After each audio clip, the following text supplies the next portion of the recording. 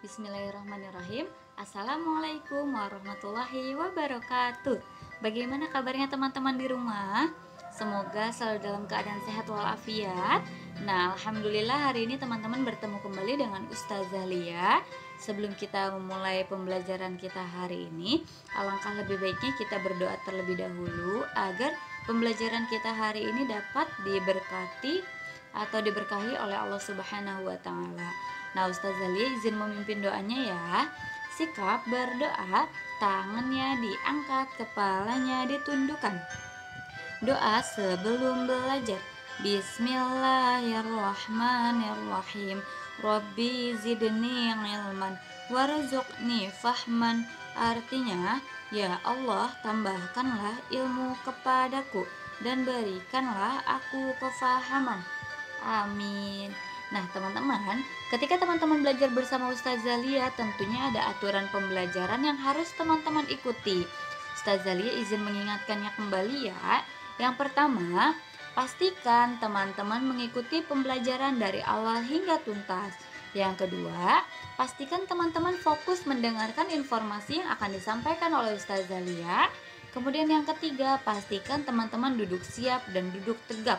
Silahkan teman-teman mencari posisi duduk yang nyaman untuk teman-teman. Dan yang terakhir, yang keempat, pastikan teman-teman merapikan kembali alat-alat yang sudah teman-teman gunakan. Hari ini kita akan membahas mengenai tema 3, subtema 2, tugasku sehari-hari di sekolah. Nah, teman-teman, apa sih tugas teman-teman di sekolah? Ya, benar. Tugas teman-teman di sekolah adalah menuntut ilmu atau mencari ilmu. Nah, menuntut ilmu atau mencari ilmu itu adalah kewajiban untuk kita semua. Dengan menuntut ilmu tentunya derajat kita bisa dinaikkan oleh Allah Subhanahu wa taala. Nah, sesuai dengan surat Al-Mujadilah ayat 11 yang artinya, hai orang-orang beriman, apabila dikatakan kepadamu berlapang-lapanglah dalam majelis. Nah, majelis di sini dikatakan bisa sekolah ya teman-teman. Maka lapangkanlah, niscaya Allah akan memberi kelapangan untukmu. Lalu, dan apabila dikatakan berdirilah kamu, maka berdirilah. Niscaya Allah akan meninggikan orang-orang yang beriman di antaramu dan orang-orang yang diberi ilmu pengetahuan beberapa derajat. Dan Allah Maha mengetahui apa yang kamu kerjakan. Nah, dalam surat Al-Mujadilah ayat 11 ini disebutkan bahwa pentingnya ilmu. Ilmu itu sangatlah penting.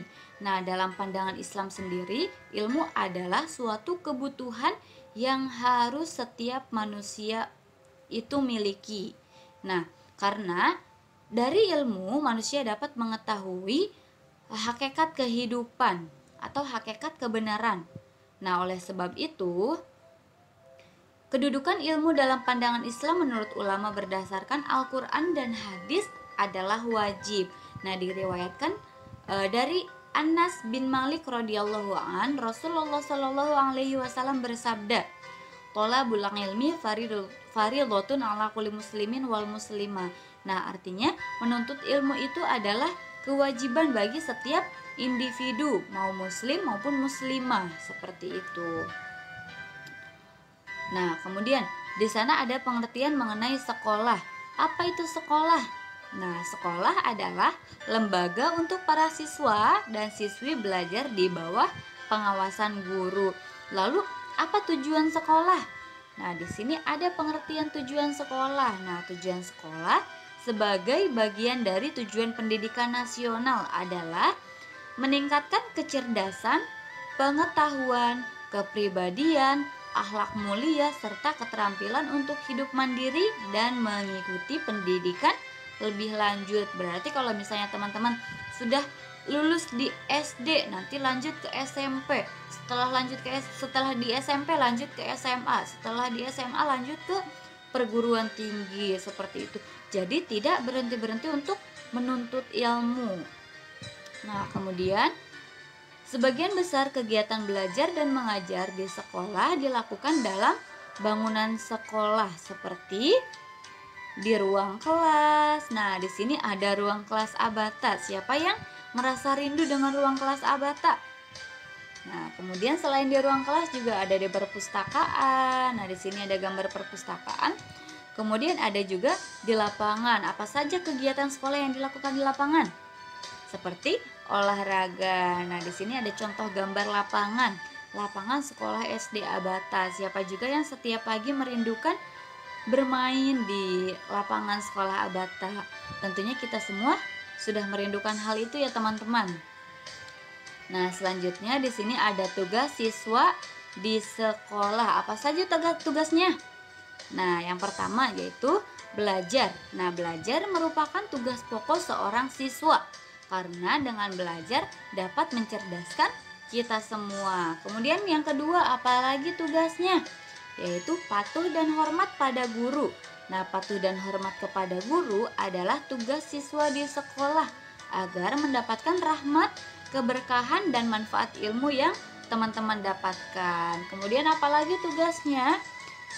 Yaitu melakukan kegiatan rutin seperti jurnal pagi, berdoa, belajar, sholat duha, snack time, main terprogram, makan siang, sholat zuhur, membaca Asmaul Husna, dan masih banyak lagi kegiatan yang lainnya ya teman-teman ya. Nah, baik, di sana di layar teman-teman sudah ada lagu tema. Lagu temanya tugasku sehari-hari di sekolah dengan nadanya menirukan gerakan binatang. Nah, nanti teman-teman boleh menyanyikannya di rumah dengan lirik yang sudah ada di layar dan nadanya menirukan gerakan binatang. Nah, untuk hari ini kita akan belajar bahasa Indonesia mengenai kosakata tentang kehidupan ekonomi. Apa itu kehidupan ekonomi? Ada yang tahu apa itu kehidupan ekonomi? Nah, baik, Ustaz Zalia izin membahasnya. Kehidupan ekonomi adalah suatu aktivitas yang dilakukan oleh manusia berhubungan dengan produksi, distribusi, dan konsumsi terhadap barang dan jasa dengan tujuan untuk dapat meningkatkan kesejahteraan hidup. Ustaz Zalia, itu maksudnya apa? Baik, kita lebih simpulkan lagi ya teman-teman mengenai kehidupan ekonomi. Jadi, kehidupan ekonomi itu yang berkaitan dengan uang dan atau dengan kegiatan jual beli. Jadi, teman-teman boleh memahaminya kalau kehidupan ekonomi itu segala sesuatu yang berkaitan dengan uang dan kegiatan jual beli, seperti itu. Lalu apa itu uang? Nah, di sini ada pengertian uang. Nah, teman-teman, apakah teman-teman tahu apa itu uang? Ya, benar. Jadi, uang adalah alat tukar yang dapat diterima. Nah, lalu tadi ada kegiatan jual beli. Apa kegiatan jual beli? Nah, kegiatan jual beli adalah pertukaran barang dengan uang. Jadi, uang dan kegiatan jual beli ini saling berhubungan satu dengan yang lainnya. Ketika teman-teman akan membeli sesuatu atau ingin mendapatkan sesuatu, contohnya seperti dalam gambar ingin membeli wortel contohnya di pasar. Nah, ketika teman-teman menginginkan wortel, tentunya teman-teman memerlukan uang untuk ditukar. Jadi teman-teman mendapatkan wortel dan orang yang berjualannya mendapatkan uang, seperti itu. Nah, di sini kita akan belajar mengenai menemukan dan mencari makna kosakata dalam teks. Nah, di sini ada langkah-langkahnya. Yang pertama, membaca teks cerita. Kemudian yang kedua, mengetahui makna dari kehidupan ekonomi. Lalu yang ketiga, menemukan kosakata di dalam teks. Dan yang terakhir, yang keempat, mencari tahu makna kosakata tersebut. Nah, di sini ada contoh teksnya. Nah, Ustaz Zalia izin membacakan ya. Menabung di sekolah. Siswa dapat menabungkan uangnya di sekolah. Setiap siswa mendapatkan buku tabungan. Uang tabungan siswa tersimpan aman oleh ibu guru di sekolah. Uang tabungan dapat diambil setiap saat. Hari ini Siti menabung di sekolah. Setiap hari Siti mendapat uang saku. Uang tersebut selalu dihemat. Jika ada sisa, uang saku Siti ditabung. Siti ingin menggunakan uang tabungannya untuk membeli buku dan tas. Siti adalah siswa yang gemar menabung. Nah, teman-teman, dari teks yang tadi sudah Ustazah Lia bacakan, apakah ada kosakata yang berhubungan dengan kehidupan ekonomi? Ya, benar. Ada apa di sana? Yang pertama ada uang. Kemudian apakah ada lagi? Ya, benar. Lalu ada tabungan. Apakah masih ada? Benar sekali, yaitu membeli. Nah, mungkin hanya 3 kosakata yang kita dapatkan ya di teks ini. Sepertinya banyak, namun kosakatanya itu masih sama-sama atau diulang, seperti uang diulang beberapa kali, tabungan juga diulang beberapa kali, seperti itu. Nah, lalu sekarang kita membuat contoh gambar, lalu membuat maknanya tentang kosakata yang tadi kita temukan. Yang pertama yaitu ada uang. Di sana ada contoh gambar uang. Nah, maknanya uang itu adalah alat tukar yang dapat diterima. Kemudian yang kedua tadi kita menemukan apa? Itu kita menemukan tabungan. Apa itu tabungan? Nah, tabungan adalah suatu simpanan uang. Lalu yang ketiga tadi kita menemukan apa?